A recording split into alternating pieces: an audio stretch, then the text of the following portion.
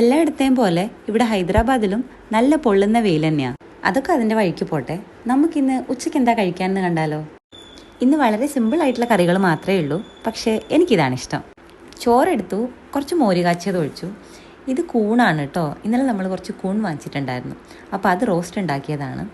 പിന്നെ എൻ്റെ ഫേവറേറ്റ് ആയിട്ടുള്ള ഉണക്കമീൻ വറുക്കുമ്പോൾ ഞാൻ അതിൻ്റെ കൂടെ പച്ചമുളകോ ചുമന്ന മുളകോ വറുക്കാറുണ്ട്.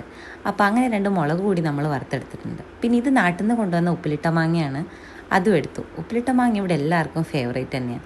പിന്നെ കുറച്ച് കാന്താരി മുളക്, ഇതും നാട്ടിൽ നിന്ന് കൊണ്ടുവന്നതാണ് കേട്ടോ. പിന്നെയുള്ള ഐറ്റം ചക്കക്കുരുത്തോരൻ. ഇത് ഇന്നലത്തെ ആണ് കേട്ടോ. ഇന്നലത്തെ ആണെങ്കിലും നമ്മൾ നാട്ടിൽ നിന്ന് കഷ്ടപ്പെട്ട് കൊണ്ടുവന്നല്ലേ, അപ്പോൾ കളയാൻ പറ്റില്ലല്ലോ. അങ്ങനെ എല്ലാം എടുത്തു, കഴിക്കാൻ റെഡിയായി. ഇനി കുറച്ച് ഫോട്ടോഷൂട്ടൊക്കെ ആവാം. ഞാൻ തന്നെ ഉണ്ടാക്കിയ ഫുഡ് കഴിക്കുക എന്ന് പറയുന്നത് ഭയങ്കര ബോറിങ് പരിപാടിയെന്ന് ഞാൻ എല്ലാവരോടും പറയാറുണ്ട്.